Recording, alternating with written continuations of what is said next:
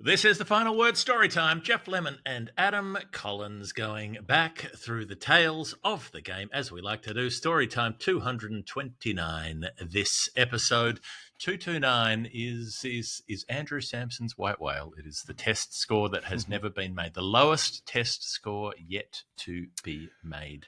Yep, that's true. It's more a Rick Findlay thing, I reckon. The highest score. I mean, it's probably both of them. Let's be honest. It's both of them. Rick does enjoy it. It's true. Maybe Rick has primacy on this one. Maybe he planted his flag in this one first. It's also the test cap of Bob Capper, who passed away last week, and we spoke about on the weekly show. He was the 229th Australian man to play Test cricket. So, yes, we can tear into things mindful of that number today. Jeff, before we get into the swing of things, I have got, well, not an answer solved necessarily, but Sean McGivern, who we are about to see. Question. Yeah, we're about to see. Well, we're about to be. It's entirely possible Sean will hear this while running around in Edinburgh with us, for he is an Edinburgh resident, and he is participating in the Edinburgh Marathon Festival over the weekend, which we'll come to in a sec. But we posed recently what is the most number of test matches that any group of players have played together. So there's that famous stat about the 11 West Indian cricketers and the 11 Australian cricketers and so on that we were going through a few weeks ago. But I was curious about, like, what about 8 players or 9 players? And of course, Sean was able to work the whole thing out.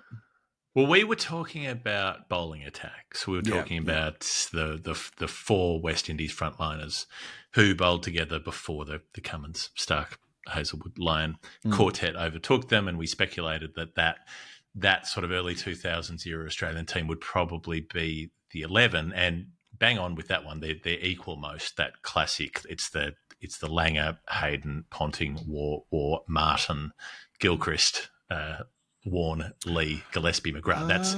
That's the equal most. You know what? 11. You know what? I'm just looking at this team here. So this is Gilchrist, Lee, Martin, McGrath, Langer, Gillespie, War, Hayden, Warne. I am doing an answer today that relates to one of those 9 test matches. There you go. There you go. You can't make these things up. You wouldn't try and make them up. It's just the way the cookie crumbles. I think my curiosity related to 8 players, because I thought that was a fair, that's like the core of a team, right? And with 8 players, you've got 25 being there's 2 groups of South African players, both involved in De Villiers, Prince, Stain, Graham Smith, Hashim Amla, Jacques Callis, Mark Boucher, and then there is one sequence. There's one sequence that involves Paul Harris, and there's the other sequence that involves Morné Morkel. Right.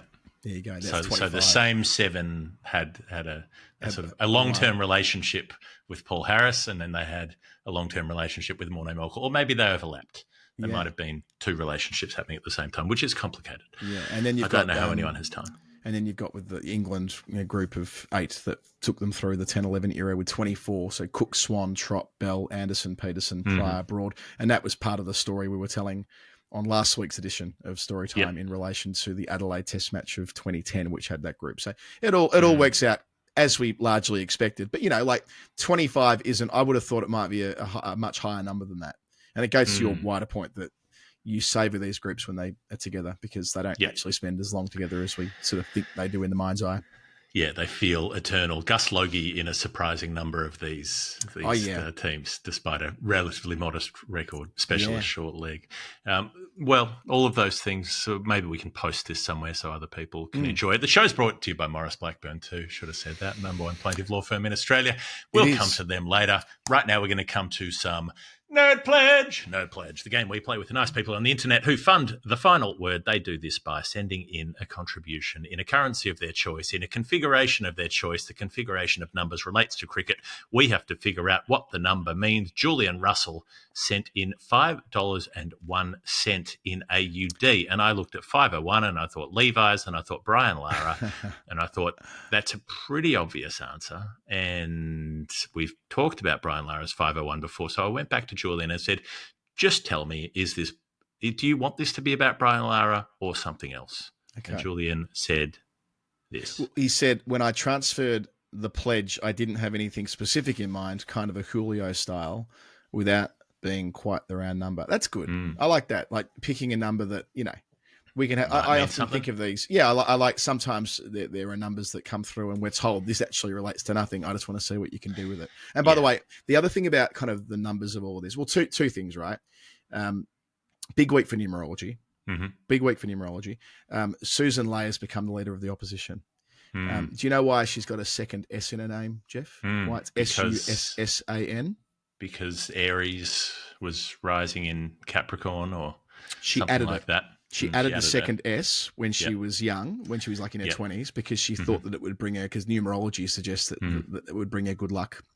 That's the alternative Prime Minister of Australia. Alternative. Okay. Well, it has brought her good luck in that she is the leader of the party that she's in. It hasn't quite brought her as much luck with the ending of the coalition. Indeed. That's a pretty good effort. Inside 1 week, the coalition agreement's off for the first time since the 80s. Going well. Going well over there. Well, it's the double S. This goes with that at Suzanne. I think we all know that. I think we all remember that. But it turns out this does not go with that when this is one part of the coalition and that is the other part of the coalition. Yeah. Right. Let's play the game that we play. Julian Russell, 501. So I thought about this, Adam. I thought about 50.1, and I thought about batting averages, and I thought about the conversations we had been having about 50 and about reaching 50, and the difference between being 50 or being 49.9 or being 50.01, because that's what that number made me think of. We were talking about Virat Kohli and that the idea that you have to average 50 to be considered a great, even though there are some players who do average 50 who probably are not considered greats, you know. Like Charlie Davis is always the one who springs to mind, who, you know, did nothing wrong, but probably isn't on most people's list as a great player. And it got me thinking about someone else. Just to lead up to this, players who are averaging 50, as of right now, Bo Webster averages exactly 50 in Test cricket. 150 runs, 3 dismissals, 4 innings, I think. There's a fella called Frank Penn who played in the 1880 Test match, made 23 and 27 not out, and that was his only Test. Oh, right. Still the only 50. Yeah, that was the first Test match played in England at the Kia Oval, not known as the Kia Oval then. No. Now, it was hard to get. Korean auto manufacturing hadn't really taken off in the United Kingdom at that point. The closest legit average, as in with the 20 in his qualification, Dennis Compton, 50.06, ran it dangerously close. That just like getting home. It reminds me of Cameron Fink, who long-time listeners of the show will be familiar with, who's done a lot of video and photography work with us. He used to play a game with his brother Colin when they would both borrow their mum's old shitbox car, and the game was how empty can you return the car knowing that your brother had to drive the car the next day. And so it would become a sort of battle of wills to be like, well, you take it out and it's absolutely redlining and the light's on. But if you could, say, get to uni and back with the red light still on and you hadn't filled it up, that was a win because you didn't have to drive it the next day, someone else did. So it would be a game of chicken as to who would buckle first and put like $5 of fuel in the tank.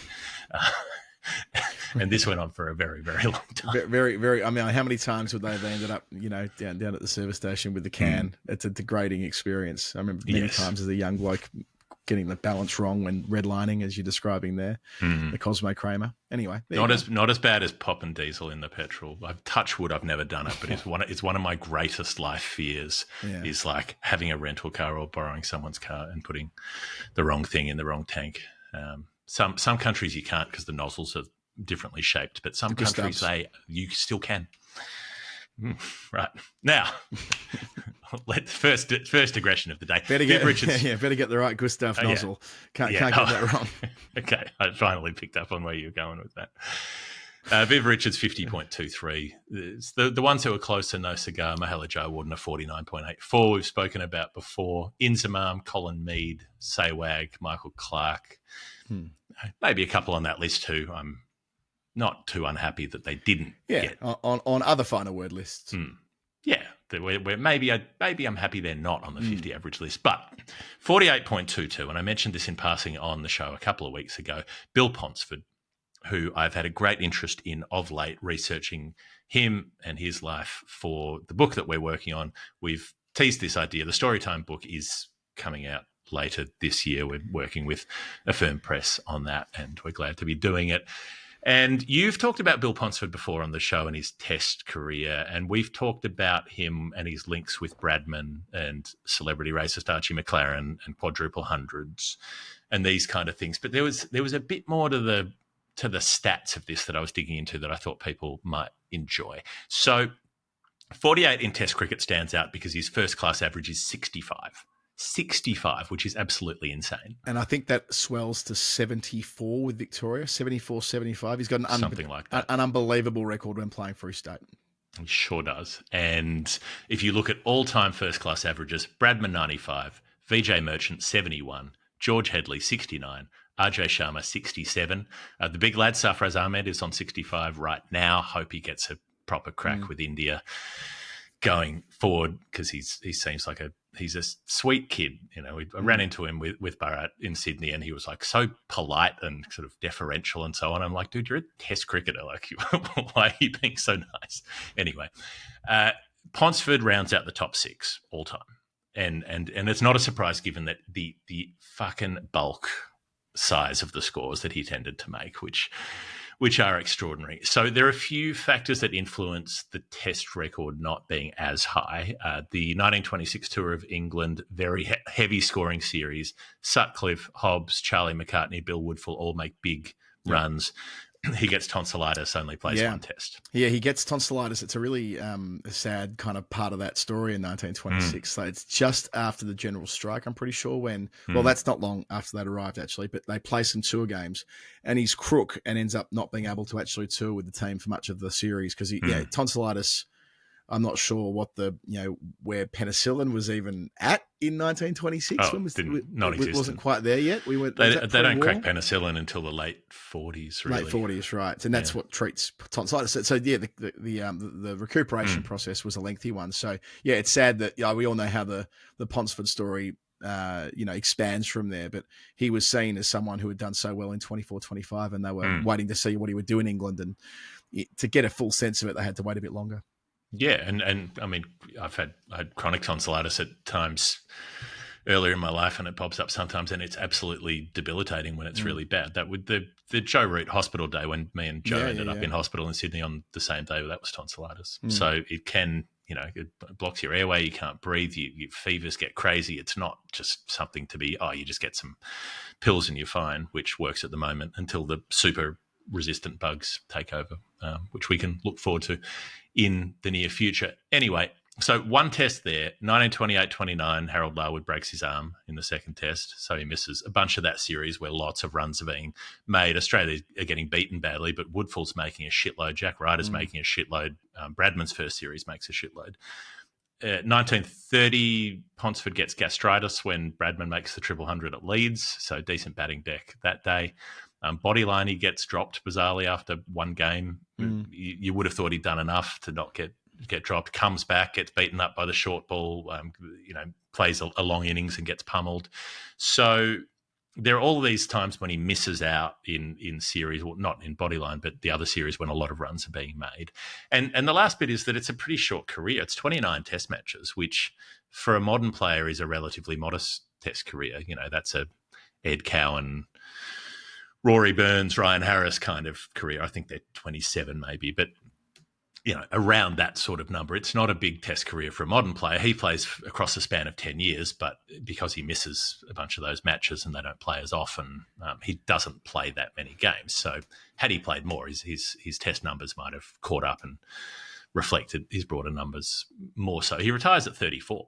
He's like, he could have been on that Bradman train for another 4 years while Bradman's there dominating teams, and then it would have been relatively easy in the slipstream to make big runs, and he could have gone another 4 years, gone to England in 1938 and potentially done even better, I would have thought. Yeah, I guess so. But the way that he finished so spectacularly at the Oval in 1934 with the 100 and the big partnership with Bradman, and it was unusual for players to go on as any longer than that in that era as well. No, but Bradman does. But Bradman's the exception. Remember, Bradman, it's improbable Bradman's going in 1948 if not for World War II. So, there's the guys who stick around and return to cricket, having lost so much of their careers. And in Woodfull's case, not Woodfull, my apologies, Ponsford's case, he'd finished before that. I'm not sure if we've ever.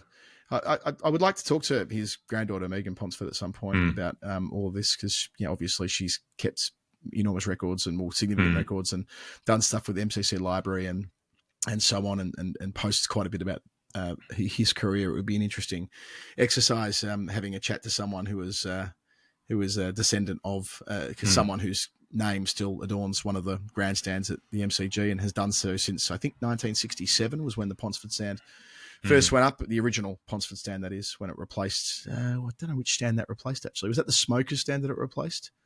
Anyway, whichever one it was. Smokers versus non-smokers stand. Yeah, or was the Smokers stand the one before the members, and that was the Western stand? That might have been the Western stand. Anyway, I get a bit confused about the way the grandstands at the MCG worked. Yeah. But in any case, yeah, there's that the Ponsford stand still being there all these years later gives some sense of the legacy of the guy. I look forward to the Vapors stand being put up over the next couple of years.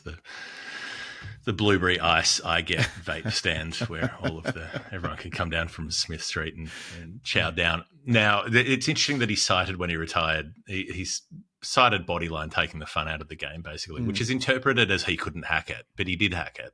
He went out there and did it. He just said, you know what, this fucking sucks. His line was something along the lines of cricket used to be a game and then it became a battle. And so he just didn't find it enjoyable and didn't want to keep playing it. Anyway, still some big achievements, off the mark with 200s in his first 2 tests. He was the first player to do that. Not many have done that since. 9 players in total, all up. Azharuddin did it in his first 3. 100 in his final innings. Not many who do that. Yeah, well, the first 2 test matches. Who's the one that did it in our lifetime, Jeff? In Adelaide and Perth. Bluey. Blewett. That's the one I remember. Greg Blewett doing it in his first 2. The new Ponsford. Yeah, I don't know whether they called him that, but maybe they should have. Well, he was talked up in some fairly spectacular ways. Yeah. 94, 95, Greg Blewett. Nothing better. So massive 100 in his final innings. So 266 his career best score. Not many who make their best score in their last test either. Andy Sandham made a triple in his last test. He probably make it a triple. He probably didn't know it was a test match. They decided later it was a test match. Yeah, that was a weird one because a lot of the older guys on that trip. That was definitely a weird one. We were going through opening partnerships the other day at Surrey with Samson on comms, and the number of times that Hobbs and Sandham added more than 100 in an innings together. I think they had 87 100-run partnerships to open the batting for Surrey, and Hobbs found time to add like 70 100-run opening stands with Tom Hayward as well. Just a reminder that like, the Hobbs metaverse of numbers, or wrong word for it, but the universe of Jack Hobbs statistically is just so ridiculous. It's barely conceivable, some of the stuff that guy did. Well, Jack Hobbs is going to come up in this answer, and a lot of century partnerships are going to come up in my next one. Oh, right. But finishing with a double 100 in your last test, Seymour Nurse and Jason Gillespie, the only other two to do that. Seymour Butts and Dizzy, the ones to have their highest career score in their last test. So there are 35 players all up who made their highest score in their last test, and most of those are relatively low scores. Right. The last 2 partnerships with Bradman, 839 runs in 2 hits that those two put on together, 388 at Leeds, 451 at the Oval. So, and the thing is, that kind of thing, the double, triple, quadruple 100 partnerships and even innings were the norm in his first-class career. So we've talked about some of this stuff. We've talked about 162 in his second first-class game, 429 in his third game. We've talked about 4 years later, the 437 that he makes. There's also the 352 against New South Wales, 336 against South Australia. So 2 quadruple tons. Him and Lara are the only ones to ever do that. Triple hundreds in first-class cricket, Bradman made 6, Ponsford made 4. So, and it got me thinking about double hundred. So I was like, how many more? I'm curious. Did you go through the players with more than 4 triples? So is Bradman the clubhouse leader? Bradman's clubhouse leader. Hammond's got 4 and Ponsford got 4. Really? So Jadeja, what I want to see now is Ravindra Jadeja to go back and play some Ranchi Trophy and get another 2. Please get 2 more triple hundreds. I want to see KS Bharat needs to make 3 more triple hundreds. Oh, well, KS Bharat is he's busy playing for Dulwich at the moment, so we're sharing a that's right. What the final you were trying to recruit him. Yeah, he'll be playing in the final word game at the end of the year. I'm fairly confident for one of our 2 teams. If Middlesex can get Coley, then I think the Oval Dream Boys can get KS Barrett. I think there's a comparative gulf between Coley and Middlesex and between KS Barrett and ODB. Well, he made 100. He made 100 in the Pracky the other week. Someone told me about it. So he started. Cam played twos. I want to say Cam played twos last week. So I'm not. So yeah, he did. So I don't think he will play again. So Cam's explained that he's a hamstring twinge away. Playing because Spencer's ones play against Dulwich's ones. Okay, so he could play KS Barrett, is what he's saying. And I've played a couple of MCC games with a couple of the guys that play in the Dulwich first team, and they're very excited about having a fucking test player turning out with them each Saturday, proing, which is just brilliant. So, the dream's alive. KS Barrett. Right. We'll ask our Barrett to get KS Barrett to get him to play either there or at Wormsley on the 18th of August. Yep. That's a good idea, actually. Wormsley on the 18th. We should get him in for that.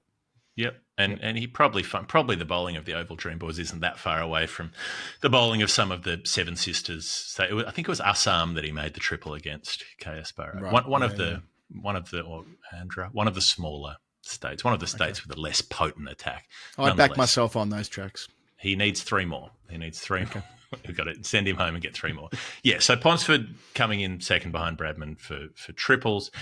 And I thought, what about doubles? Because Ponsford has all these other doubles. So I went exhaustively through his entire first-class career and looked at all of the double hundreds. This is where I got excited and thought I need to talk about this on the show, and thankfully I was given the opportunity. Ponsford made 13 double centuries at him. So I think this is an angle you might not have thought about this from before. So I thought 13, that's quite a lot, but it's not going to be the most. It's 13. I thought, who else has made that many? So I went and looked up everybody else.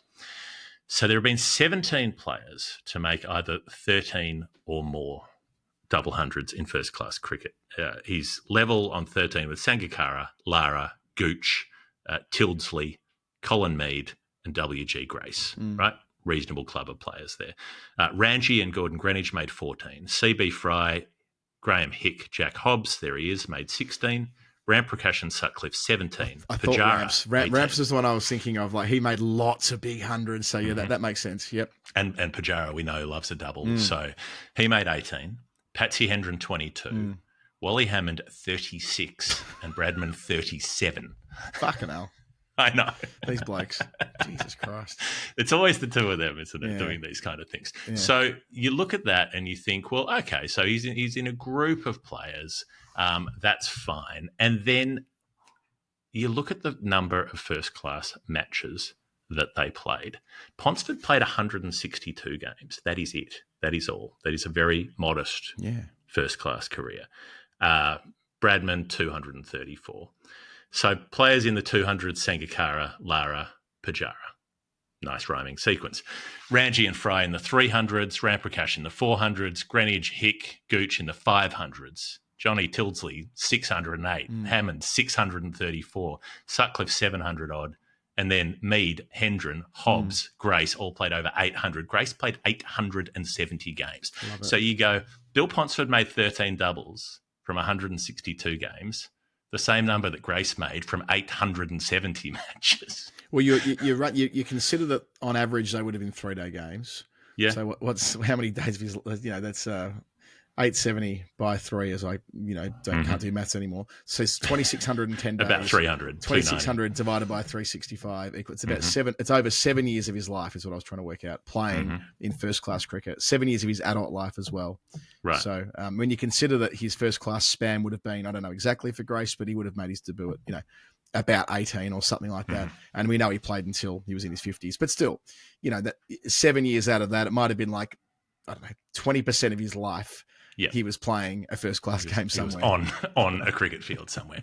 But this is, in different eras and all of that, but this is what jumps out to me, is you look at what Ponsford was able to do in such a small sample size. So, of course, I built a spreadsheet and started doing match ratios. Obviously, Bradman has him covered 37 doubles from 234 games, Ponsford 13 from 162. So Bradman's almost tripled him for double hundreds, even though he played a bit more. So Bradman's got a double every 6.3 games. Ponsford has one every 12.4, though. So, like, every 13th match that he played in his first-class career, he made at least 200. So it's sometimes basically 300, sometimes 400. It's basically one a season.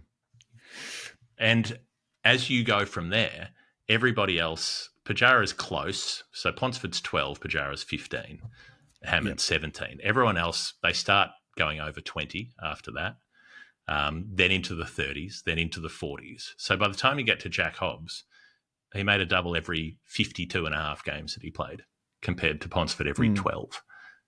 Colin Mead every 62 games, Grace every 67 games. It's extraordinary how much further ahead he was. And then even players in a modern era like Ramprakash, who had 4-day games, had more time to bat, that kind of thing, every 27 matches rather than every 12. I mean, Ponsford is blowing everybody away who is not Bradman, and Bradman blows everybody away normally.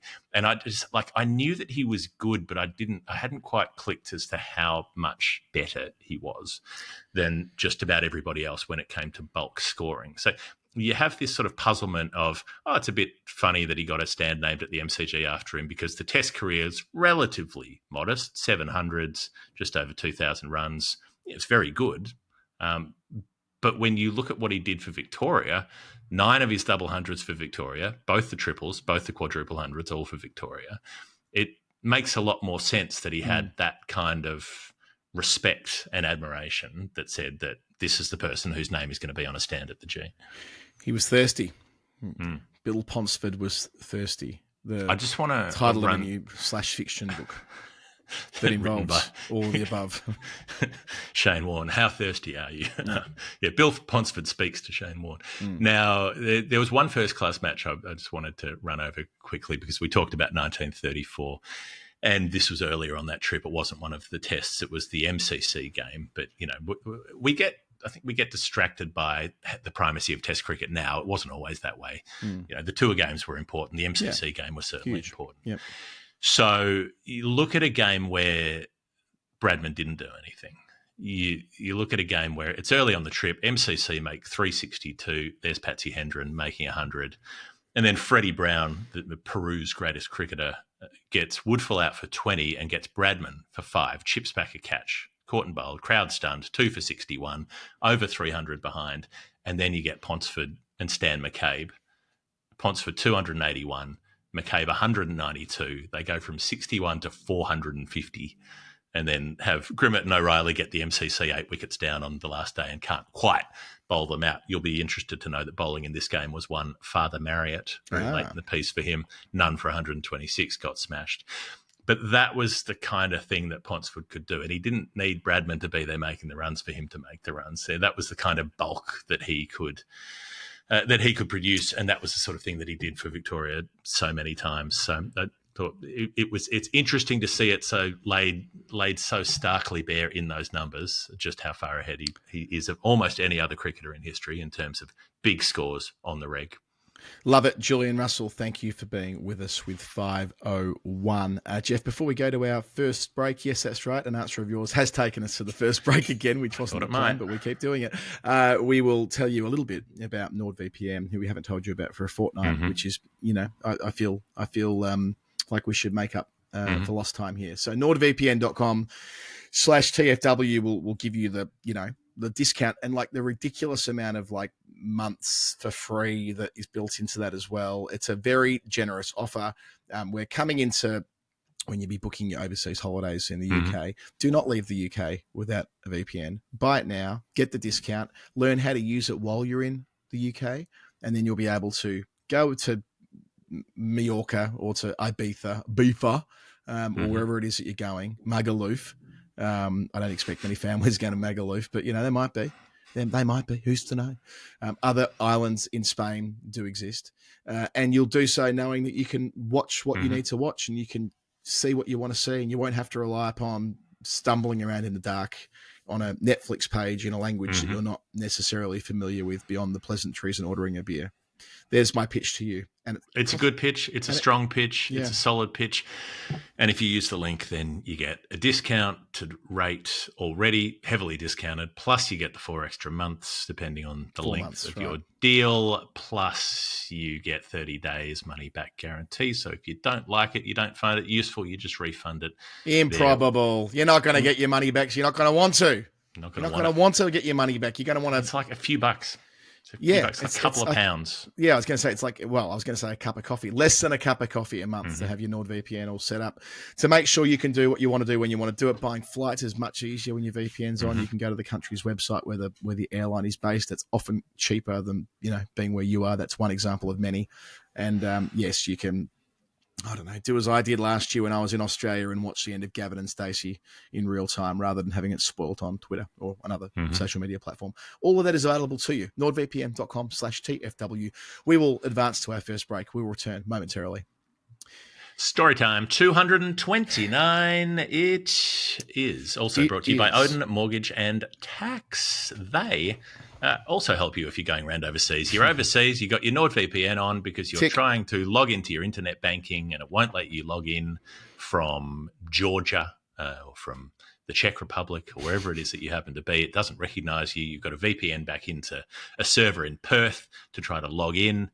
And then you're logging in and then you're like, well, I live overseas. I need to organize a mortgage. Or I need to organize my tax affairs in Australia. This is complicated. I don't know how to do this. That's when you go to Odin. Yeah, if you're in Mallorca on your holiday and you need to communicate back to Perth, don't go to Scacey and get him to talk to Bondi. No. That's not how it works these days. I know Scacey is obviously still there in Mallorca. Yes, we all know that. That is clearly the case. But wearing a big moustache. Scacey's obviously, that was one of the great 1990s bits of pop culture, wasn't it? That he didn't die. I think he died in like 2001, didn't he? But as far as I'm concerned, he's still watching the Brisbane Lions. So he's probably watching the Gold Coast Suns. Scacey and Ansett went out in the same year. Yes. They did indeed, and as did. Well, I was going to say Hansi Cronje, who's an announcer of mine, coming up soon. Was he 02? He was early 02. Yeah, early 02. But Odin Mortgage and Tax. I neglected to mention on the weekly show, they've helped over 2,000 people in over 40 countries. So their body of work is there, and it's great having them with us because this is the kind of stuff that we ourselves require. Support with tax, support with trying to manage finances in 2 countries. A lot of people I know, a lot of people I play cricket with say, I'm in England for now, but it's not a forever thing. I want to, send my kids to school in Melbourne or Sydney or whatever it is, and they will eventually go home. And with Odin, Head Start, they'll have you where you need to be before you actually land back on the tarmac. Didn't expect that to rhyme, but there you go. So, Odin Mortgage and Tax, it's in the episode description. Click the show notes and you'll be away. Very good. Yes, very good. Your number. My number. Before we get into it, I just wanted to note that this is entirely likely people will be, we're half an hour and a bit into the show. I reckon there's a decent chance this episode will be released as people are running on the Sunday in Edinburgh. Yeah. Which means that you might be listening to this when you're at the sort of 6 or 7 kilometre mark, the marathon or the half marathon. I know last year, Jeff, that you and Barat did a show that went for about an hour and 40 minutes. And I only really needed to switch. So I listened to it all. I committed to listening to Storytime when running. And my time was about just over 2 hours. So I only had to, pad out 20 or so minutes with music, and the rest of it was spent listening to you and Baz. And I expect a number of people will be doing the same thing here. So our love to you all. If this is saying you're like Kipchoge could say, listen to the daily and then listen to Storytime, and he would have done the full 42. The full marathon. So I guess, and that's right. There'll be the daily to listen to as well. But especially to our runners, if you are listening to this when you are galloping around, what are you buying? Quit now. Kilometre 7. Actually, kilometre 7 is quite good. You're just going downhill towards the water. It's a stunning run. Downhill towards the water. When you get to Leith, then you turn right and then you just run to Musselburgh.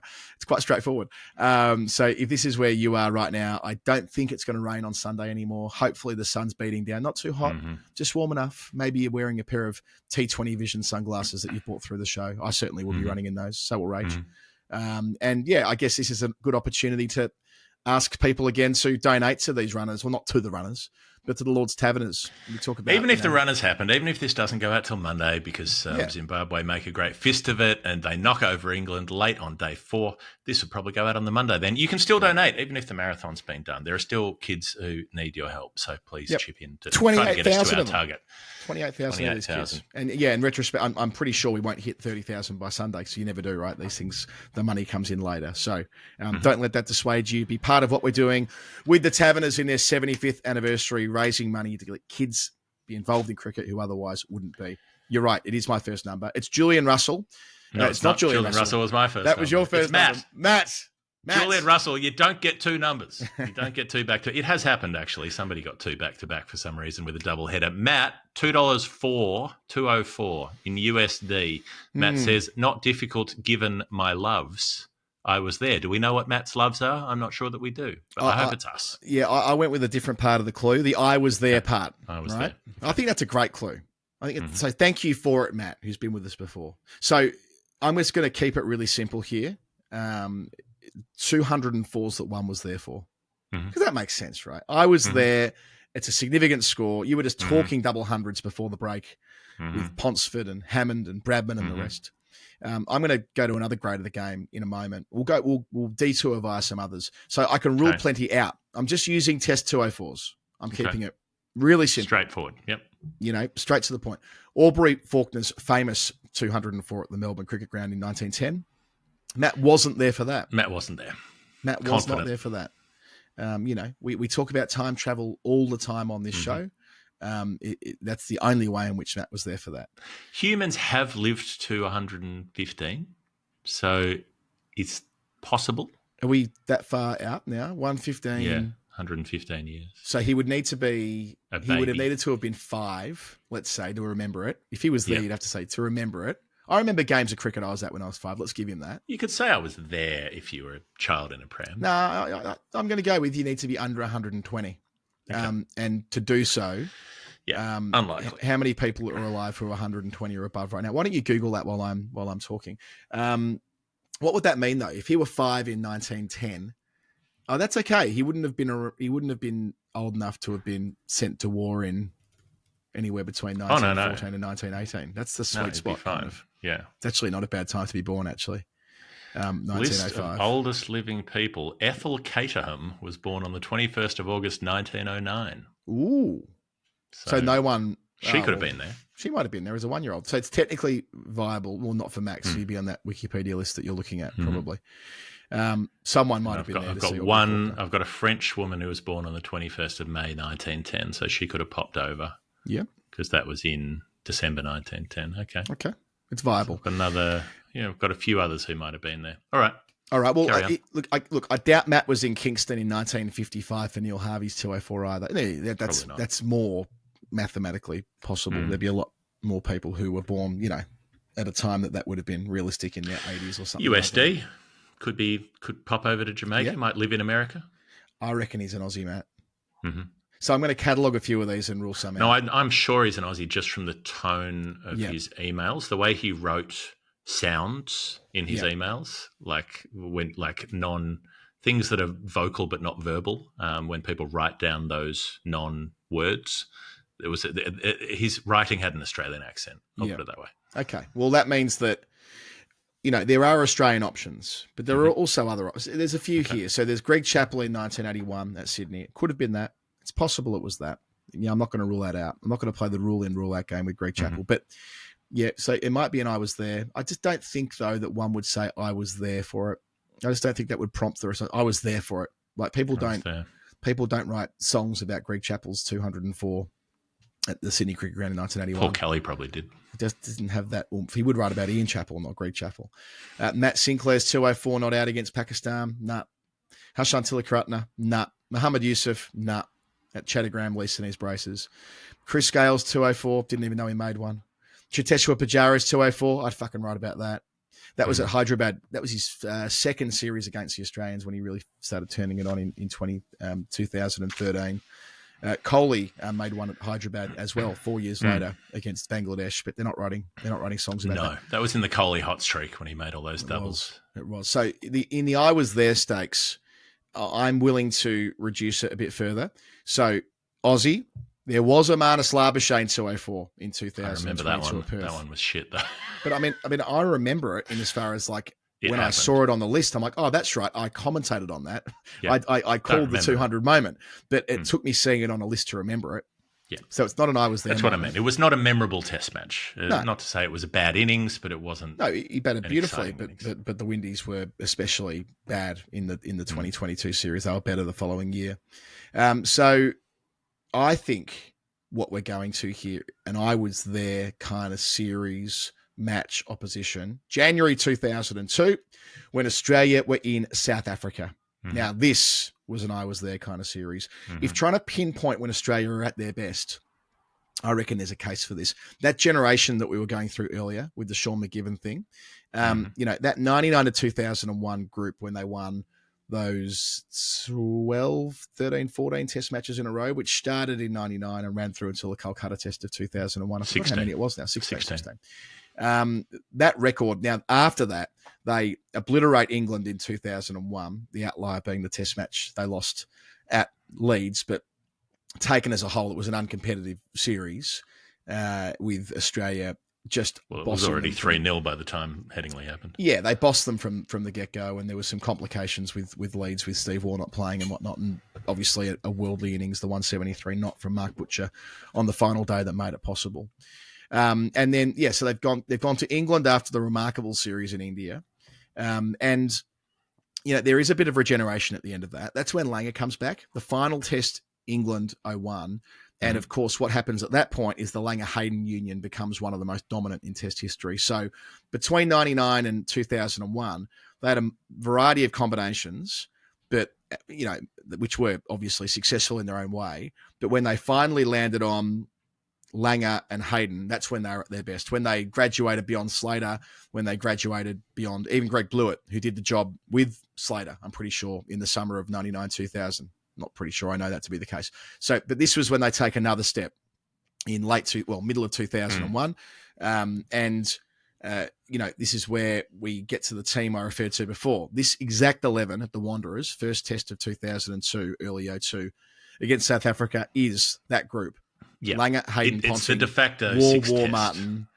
Yeah, quite. Yeah, War, Martin, Gilchrist, Warne, Lee, Gillespie, McGrath. So that is the 11. That is the defining 11 of the generation, all playing together, one of 9 times when they took the field together, right? So it adds to the mystique of this match, I think, that it's not too often that they do it as a group. This is one of them, and it's the first test, and you're right. They just played South Africa at home, and they'd beaten them, but South Africa were widely considered the second best team in the world. And Australia, as it always is when they're strong, it's what can you do for me away from home?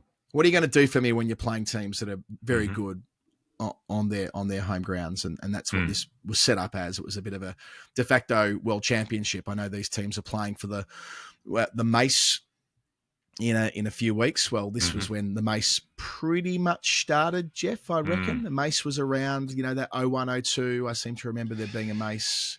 The Mason Crane. So, yeah. So I would say I was going to go with the Nancy Mace, but I feel like that's probably not where I want to be going. So this is, I think, their masterpiece performance of the generation.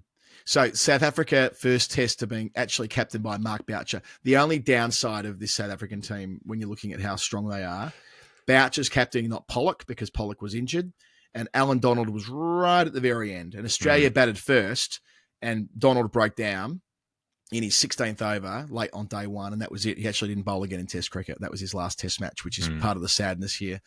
They effectively ended Donald's career. Not that they were solely responsible for him getting old, but the point I'm trying to make, that the last time he played in Test cricket, he was being pounded by these brutish Australians at the Wanderers. I remember that being a complaint after the sandpaper thing blew up and everybody's pent-up anger against the Australians. The fucking Australian cricket team, responsible for the forward passage of time, the relentless march of the years, the rotation of the sun around the planets, the entropy of matter being affected by the movement of space and time. It's the Australian cricket team's fault. And that was a reasonable criticism. Yeah, I think we still hear that when that's exactly what they're yelling out when grown men who have football badges in their Twitter profiles, and then they Google sandpaper and they screenshot the sandpaper and put it into replies on social media. That's what they said as well about the passing of time. Yeah. Right, so back to this test match. Tomorrow. Australia start well as they do. Matt Hayden, Matt the Bat, 122, and the supporting cast, they're all there. They're all making contributions, a 28 from Langer, a 39 from Ponting, a 53 from Mark Waugh, a 32 from Steve Waugh. None of them have gone on with it, but at 4 for 272, it's a pretty bloody handy time for Damien Martin to be walking out, remembering that Martin had to bang the door down, gets there, walks in, and about 20 minutes later, Late on day one, Hayden's out. Gilchrist walks in. 2:93 for 5. Adam Gilchrist enters the stage.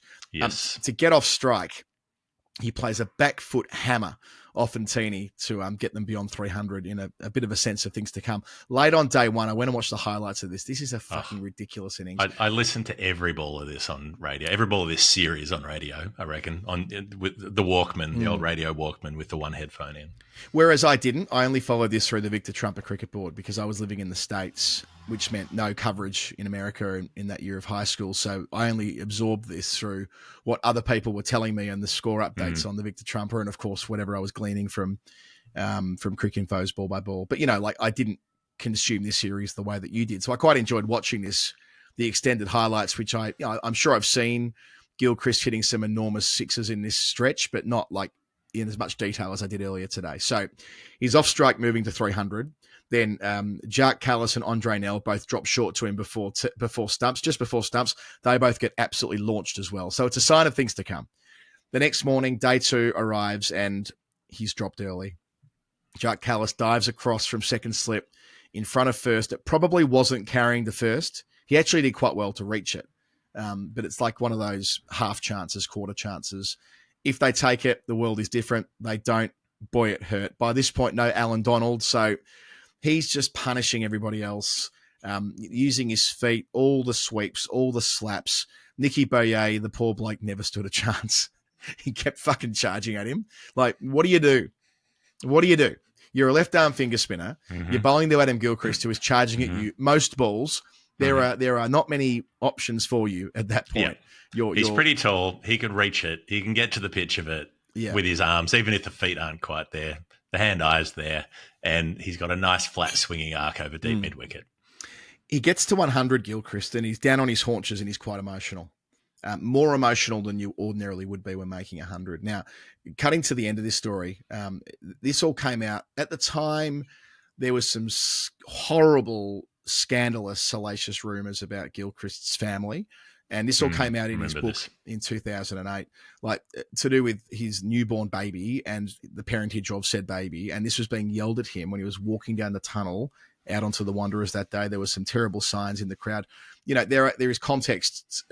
There is context to what happened in South Africa in crowd 2018 about the players' families and this, and of course, I'm not saying that there aren't groups of every nation who go to the cricket and do stupid things, but this was beyond any reasonable lines that you could draw. So the fuller details came out when he wrote his book in 2008 about just how stunned he was. He didn't realize just how far this online story had reached, and he thought everyone's talking about me behind my back. Everyone's saying this is true, and it really got to him. And it's fucked stuff, but So having gone through all of that, when he got to the Century, he was down on his haunches crying, as he explained later. It did get resolved. There was a legal. There was legal action taken against the website that published the original story, but yeah, that's a footnote in what turned out to be one of the all-time great Test innings. So yeah, they're back on that second day, and after he's put down and he's made the 100, and after lunch it just gets more and more brutal. He plays a pickup shot to get to 150 over mid-wicket, and they cut to Lukey and all the waving the flags crew, as they were known at the time, going absolutely bonkers. There's a big sign in the crowd saying, "Go for gold." Alan Border's on commentary, and he's fascinated by this because it's a bit like the Mercantile Mutual sign. If you hit the "Go for gold" sign, you get 1 million rand. Now, that's not worth $1 million. That might be worth $100,000 or something like that. I'm not sure. It's probably usually not about even, a tenth. But still, it's a big number. It's it's free money if you were to hit it. Then to take them to 600, still batting with Damien Martin, I add, by the way, and we'll come to Marto's contribution in a sec. It's like he lines it up. He gets down and the shot that he plays, I'll ask him when we see him around the track. I suspect he was trying to hit the sign, because the way he it's a ball that would normally go over cow, the way he plays the shot, but he swivels and pinpoints it over square leg. And then he's gesturing to the sign, and he's urging the ball. He's saying, go on. And he's waving his hand, trying to get the ball to move a little bit like he would a drive down the fairway. And it just misses, and his hands are on his head. Rudy Kurtzen signals the 6, and he's pissing himself laughing. It's like a standing sweep. It's an insane shot. It's like Gilchrist 101. but yeah, then and that was, I think, the 8th six. As he nears 200, he hits the 8th six. Oh, that's right. The 8th six is the one he hits towards the sign again, but he hits it too well and hits it out of the ground over the scoreboard, as you do, because, by that point he's doing this so routinely that he can pick where he's hitting his sixes and how big they're going to be. So the sign's still in play, but he moves to 199. It's currently 87,000 AUD. I've just looked it up, but 10 years ago it would have been 100,000. I don't know what it was 20 years ago. Yeah, well, still, it's not nothing when you're considering these players weren't millionaires back then either. No. They were wealthy, but they weren't wealthy in the way that cricketers are these days, who can do what Gilchrist can do. So he's on 199 and he pulls Callis for 4. He raises that famous Puma bat of his, and it's a 212 ball double century, which at the time is the world record. Botham's 220 ball double against India in 1982 is overtaken. The declaration comes a couple of moments later at 652 for 7. Martin was out about half an hour before that for 133. So just to add to the pain, would have been a very different kind of 100. I didn't watch the highlights of Martin, but I can anticipate he wasn't bombing blokes over mid-wicket for a couple of days. But they did put on 317 at 5.5 runs per over. Talk about punching the bruise. It immediately goes down as one of the best test innings that anyone's ever seen. And famously, or infamously, I suppose you could say, that record only lasted about a month because Nathan Astle breaks it by a mile in a story we've told on this program before. He breaks it by 50 balls or something. Yeah, 59 balls fewer. And of course, Ben Stokes breaks it as well. But it's kind of not the point. The point is that he did break the world record, and he did it in such stunning circumstances. And as I said before, there's the broader context of what was going on with him at the time and the emotion that underpinned it. But yeah, if Matt says it's I was there, this truly is an I was there. How bloody special. Adam Gilchrist at the absolute peak of his powers, and at the time the fastest double 100 in Test cricket, 204 not out. You were there. I hope you were there, Matt. I hope you had the opportunity to be there, and you were not in the United States because, look, if I could have been there, I would have loved to have been there. Next up is Jane Seeber with $4.40 AUD. It's been a while getting this one on the show. Maybe you can go through the clues and then I'll tell you what's been going on. Why not? Hello to Jane. What a great human being. Always wonderful having her as part of our lives. Features my usual subject, and the date is sadly relevant. This particular story involves a lot of incredible numbers, but even I was astounded by what this one means. The decimal point is not in the right place, but it could go either left or right to tell the story. Now, there's a second clue after this. She explains that 440, her words, an embarrassing error of logic, but it could point the way. Jane continues, it should have been 257 or 2571. It likely won't change again, which I'm sad about, but respect. I had to create a spreadsheet to calculate it, but I'm hoping one of the nerds has a database of these very particular stats, as I'd love to find out how it ranks in cricket history. Well, Jane, all of those words make sense to me. I wouldn't have a fucking clue what you're on about. I'm tipping that Jeff probably does, for he has the answer for you.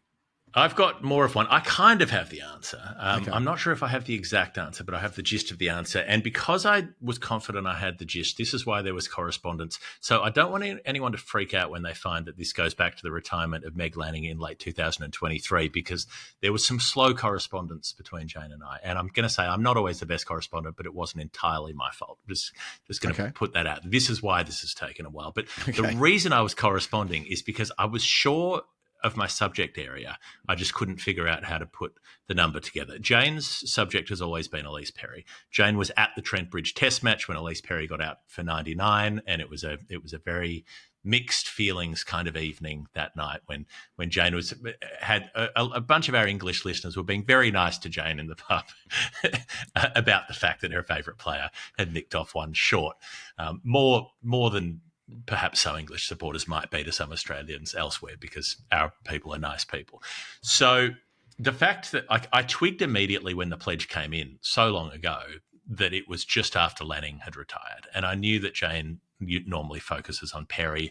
And so I already figured that this had to be to do with the junction of Elise Perry and Meg Lanning in a cricketing sense. And the defining memory that I have, Adam, is you and I in those early years covering that Australian women's team, of just how it seemed every match was Lanning Perry partnership. Every match was just those two batting together forever, and that seemed to be the only thing that happened in Australian women's matches. So I'd initially wondered about percentage of Australian runs that they had scored together. And so when that second clue came through, Jane had got the number mixed up somehow. 25.71, that seemed intuitive. I thought, especially in 50 over cricket, it seems very plausible to me that those two scored a quarter of the runs batting together in the time they were batting together. Does that sort of checks out, doesn't it? In one day cricket, that would, that's about right. Yeah, they didn't bat together a lot in T20 cricket. It just, for whatever reason, didn't happen as much. So I went off looking at this. ODIs that both Lanning and Perry played in, Australia played 83 games and won 73 of them. So, the total scores, if you add up all of the Australian innings in those games, it is insane, right? And I'm sure probably a couple of those were washouts or cancellations or something. I didn't check the ones they didn't win, but they won 73 of 83. Total runs for Australia in those matches, 19,300 odd. That includes extras, so runs off the bat are 18,400. In those games where they were both playing, their partnership total when they were batting together was 2,025 runs. So they made 11% of Australia's runs while batting together, which is kind of even more ridiculous. Yeah. Separately, they made 6,600 odd runs. So they made 36% of the runs in games where they were both playing, which is also absurd. But that was 36, not 25. So I thought, I need more games. I need something that's going to dilute the sample size. So I thought, what if we look at games that either of them played, but it didn't have to have both of them playing? You get a bigger sample size there. So 36,000 runs just about. They made 8,700 odd runs out of that tally. So they made 24.4%. I'm pretty close to my 25.7 here. And so I was just looking to massage the characteristics of the sample size to see what I could get. I thought, what if we include games since Lanning's retirement? So that's what the previous one had done. It included the games since she retired. So if I got all of the games from when Perry debuted to when Lanning retired, they've got 24.8% of the runs, up from 24.4%, just under 8,000 runs out of 32,000. There was a slight quirk with that 44 that I was looking at, the 440 that was the initial number. Elise Perry in that span faced 4,444 deliveries, which is nice. But it still didn't quite give me the sample size. If I look at just the Lanning career, every Australian game from Lanning's debut to Lanning's retirement, regardless of whether those two were playing or not, they're back up to 31% of the runs made across Meg Lanning's career. Those two made 31% of Australia's runs throughout that career. Lanning made 18% of the runs on her own, which again is crazy. So I've got to say to Jane, I haven't quite got it in terms of what is 25.7. I know I'm very confident there has to be some kind of tweaking of the sample where I'm excluding a few games for whatever reason, and that's going to give me the true number, but they're not quite there. But either way, I figured I was close enough to at least talk about a little bit about that period of time. That most prolific partnership in Australian women's history, 2,025 runs they made in partnership. So batting together at the crease, they put on over 2,000 runs, which is insane. What I like even more is that Haynes and Healy are next with 1,700. The third highest partnership is Lanning, again, with Haynes. The fourth highest is Lanning with Nicole Bolton. The sixth highest is Lanning with Elisa Healy. And the seventh highest is Lanning with Beth Mooney.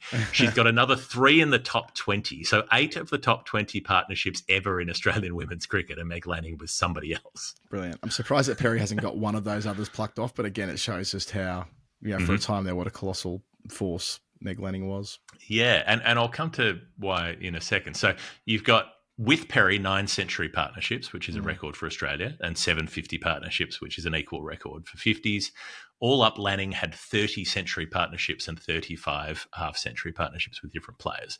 So remarkable. And the Perry thing, like you indicated there, what makes it the most interesting part is that Lanning debuts in 2011. They don't bat together at all until 2014. Yeah. Because Perry's down the order. Batted 11 at times, right? Yeah. Yeah, started at 10, maybe in her debut, did bat 11 once or twice, batted 10, 9 and 10 a lot. And then gradually got moved up the order and showed her ability, which seems absurd for probably the greatest batter the women's game has seen. But Meg Lanning initially is opening the batting with the Doc, with Shelley Nitschke at the top of the order. She bats sometimes with Leah Poulton at 3. She bats with Rachel Haynes, young Rachel Haynes. She bats with Alex Blackwell. She bats with Jess Cameron before the name change to Duffin. She bats with Lisa Thalaker. She bats with Sarah Coit, Jodie Fields, Steel Magnolias. She bats with Elisa Healy, then with Elise Villani, then with Nicole Bolton. She has batted 54 times in one-day cricket before she ever bats with Elise Perry, over 3 years after her debut, before she bats with Perry for the first time. And then the first time they bat together, Hurstville against the West Indies, they put on 105. Of course. Form the backbone of a tight chase, win with 3 balls to spare. The second time they bat together, unbeaten double 100 stand, 204 in barrel, winning the chase on their own. The third time they bat together, 103 on the same ground against the Windies, again, batting first. They miss out in Taunton when Lanning's out cheaply, but Perry makes 78, and then they make 132 together in Bristol. So 4 of their first 5 partnerships are century stands, which is, again, I remember that. That's when I came on the scene. This is a bit more... 2015. This is early 2015. Mid-2015 when this is happening. So top score together in partnership of 224 in Canberra against South Africa. They've got the unbeaten 124 they put on in Bristol after Chamari Atapatu ransacked them in the first innings. And then Meg made just like 152 or something. I think. And we didn't even, I remember interviewing her afterwards for radio, and it was like, it's fine. It's fine. We won. There was no, as often was with Lanning, there were boxes she was checking, but she didn't get too emotionally involved in them as she checked them, you might say, compared to others, compared to normal cricketers who value personal milestones differently to machines like Lanning, who did it so routinely. Yeah, who's just churning on. They had 100 stand against India in the group stage before Harmanpreet ambushed them in the semi, and they weren't able to come back from that with Lanning batting with one arm in that semi-final with that bung shoulder. And I thought it was a nice touch that their very last partnership together was in the 2022 World Cup. They beat India and locked up their semi-final, so they had their little purge the demons thing with India. And, of course, it was a Lanning and Perry century stand in their last partnership with 103. So they started with a century stand. They ended with one. The number isn't quite right, Jane, but I think the sentiment probably is, have there been any more dominant partners? If you can give me the parameters that are going to get me to 2571, then I will ask the likes of Sean McGivern whether they want to go and do a spreadsheet of this, because who else can you think of, whether it's in tests or in one-dayers, who, like maybe Sangakkara Jayawardene, maybe Mushfiqur and Shakib for Bangladesh. I kind of doubt that there's a partnership where anyone's made a higher percentage of the runs together. Maybe in modern cricket, maybe Rizwan and Baba, but I mean, it's such a... there might be, owing to the diversity of the Indian batting lineups over the years, I doubt there's any individual pairing who have done what those two did when they did it together. So I'm sure Tendulkar and Ganguly made a shitload of runs together, but they weren't the only ones doing it. But there were myriad others doing it at the same time. Jane will love that. Jeff, we're due for a break, so I'm going to cut you there. But Jane, great to have you back on the show. Please tell us what it actually is, and we will cover that off in a show very soon. Back in a moment. Storytime 229, Jeff. Maurice Blackburn, who we've only mentioned briefly off the top, are the presenting sponsor of The Final Word throughout season 18. Just a quick note today that we bloody love them. We love what they do. We love being aligned with them. We love being in partnership with them. Australia's #1 plaintiff law firm. Most of their work's no win, no fee. 1919 they started. They've got offices all over the country. They do anything you need them to do. The majority of that work in that, as I said, that no win, no fee basis is such an important part for a lot of working people who are understandably daunted by the legal system. So that's the type of service you're getting from Maury Bees. They're the people you want in your corner, on your side, if you ever need to get yourself stuck into the legal system. And, it might be on your terms. It might not be on your terms. That's the thing with the law. You never really know how it might affect your life. And this is where you want someone who is on your side. And that's most certainly what Maurice Blackburn are for working people. How's that? Last number for the day. It's Rob Findlay. It's $6.74. The clue is short. It's 2 words. It says, as we have all yelled out at cricket matches over the years, Bowler's name? Yep. Yeah, Bowler's name. Bowler's name. When I first saw this, I thought this might be a bit of a minor counties badger thing, and it could be Tom Hicks. Now, Tom inadvertently has played quite an important role in my life for someone I've met once. We played an authors game nearly 2 years ago, and it was his idea. We were bowling in tandem at Hambledon, not the one that is the cot of cricket, but the one just down the road, where the Hambledon Cricket Club play. They still are they still have that claim as being the club that had the famous fixtures and so on. But it sounds like a sort of 1800s euphemism. I don't know what for, but, I heard he's bowling in tandem at Hambledon, if you know what I mean. Well, he was the one who suggested that I should do the MCC thing, and that's worked out pretty well. So, and it's, I cherish doing that. Truly authentic. What's the word? Very earnest. Genuinely. I really love doing those things. I'm doing one again tomorrow. I've got a MCC ball that I bowled well with in my hand right now, as I'd like to hold a cricket ball when we're doing story time. So why him and why this? Well, his excellent memoir, which was the very first book on book club. So I got him on what was the inaugural book club in 2023 to talk about Bowler's name. And the premise was, as someone in his case who played 19 first-class games and bowled to the best of the game in different ways at different times, it's still, for him, just like it would be for you or me, Jeff, Bowler's name, because there's so many anonymous, excellent cricketers out there, and that was kind of part of the theme of the book, that he was an excellent cricketer. Not that he was declaring himself that way, but he played a very high standard of cricket, but yet only the very, very best don't have to answer that simple question of Bowler's name. So where this takes me, and that sadly for Rob here, and would have been nice had there been a 674 related to Tom, and I could have gone into that. But believe you me, nothing on Cricket Archive or Cricket Info points towards that. So we'll move on from this thought. And instead we will move on to what it might mean. Now, my thinking here, Jeff, is that like a new bowler to the crease, Australian pledger, AUD, I kind of thought, what about 6 for 74 on debut? Bowler's name, like kind of representing the fact. Sounds like a sledge. It sounds like someone in the stands where new bowlers rocked up, and that'd be an elbow in the ribs. Good one, Yeah, Bowler's name. And it's a nice way of reflecting a new bowler on the scene. And I thought, well, let's It's also a backhanded way of saying you're a fucking nobody. So if you're sledging the opposition at a test match, for instance, and they've got a new, Boyd Rankin rocks up at Sydney and takes the ball, that'd be the time to unleash it. It works. I just thought, is there a 6 for 74 on debut? There is. There is. None other than the great Craig Brathwaite inspiration, muse of sorts. It's big Rodney Hogg. Rod Hogg took 6 for 74 on debut. Now, I'd like to see them stuck in a lift together. Yeah. That'd be good. I'm fairly certain that we've never done a story time on Rod Hogg, but he warrants it. Owing to I think we've talked about the story of him smashing all his stumps out of the ground when he got. Oh yeah. Yes, you're right. We have done that, but we haven't told the remarkable story of his arrival on the scene. His 6 for 74 fits into a wider story here that I want to tell you today. Now, he's a little bit older than I had him pegged for. He's born in 1951, a great era in Northcote Cricket Club where he was playing grade cricket. Like Bill Lawry was still a major fixture there, in the 60s, and Gary Cozier was as well. He played state district cricket as early as 1967, 68. So, I think of Rodney Hogg as a 1980s figure, but as a teenager, he was already doing his thing, playing what is now known as Premier Cricket, was then known as district cricket.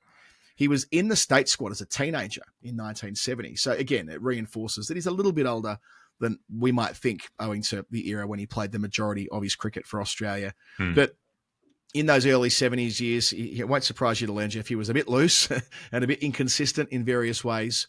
He got done for running on the pitch, and then he got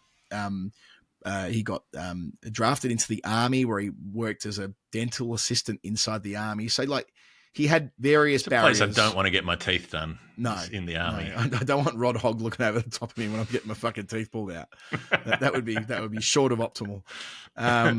He actually put on 134 with Bill Lawry in a Northcote district game. That's a pretty cool thing. Having a 134 run stand with Bill Lawry.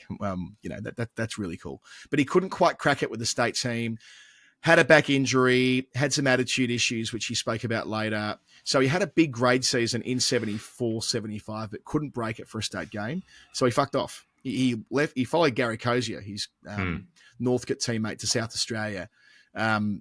And then he got a first-class debut in 75-76. So he took 7 wickets on debut in the match against Victoria, his home state, for the Sackers in 75-76. So he was, he wasn't quite away at that point. He had a bad ankle injury the following season, so he kind of stalled right when World Series cricket was kicking off, which is probably a bad time to stall because he might have ended up with a World Series contract if you can see a world where he might have been an emerging bowler with a bit of pace about him, someone that Kerry Packer might have liked, but instead it was World Series cricket that opened the door to him in the second season of that in 1979-80. So, as I'm sure most people would know who know this era, Jeff Thomson plays for Australia and doesn't split off in 77-78, but he does leave in 78-79 when he says he'll no longer be available to play for the national team.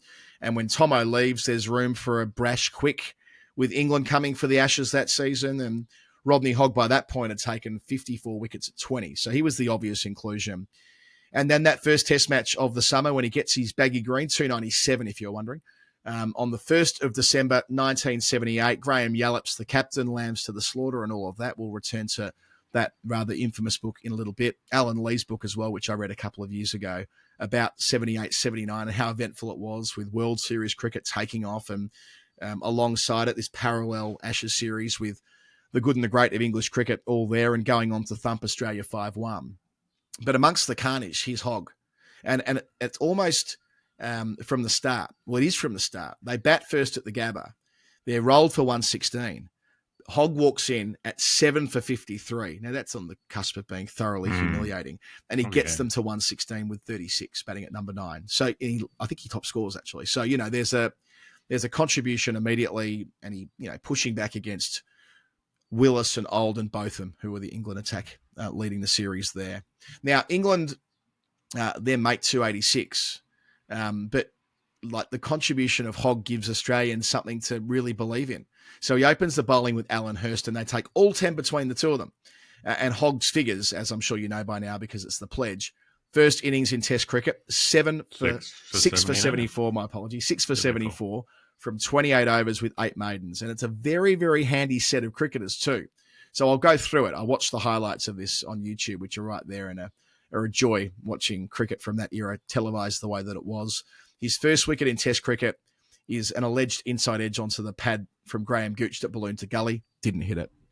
The highlights are narrated. Well, the highlights here, the coverage.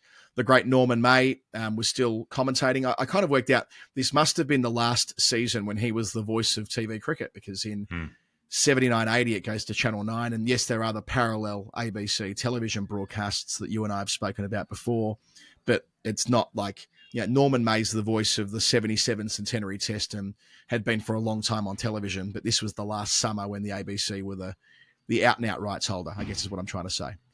He actually got it wrong there with that first wicket. He described it as being Alan Hurst bowling, not Rodney Hogg. But anyway, it doesn't matter. Bowler's name, same stuff, I guess.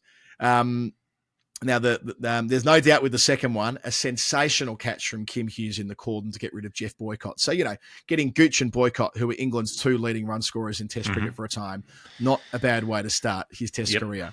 Then after making a few runs. Then there's a quite bizarre sequence where he gets 3 consecutive catches down the leg side. Brealey with extra pace, then Botham hooking out on 49.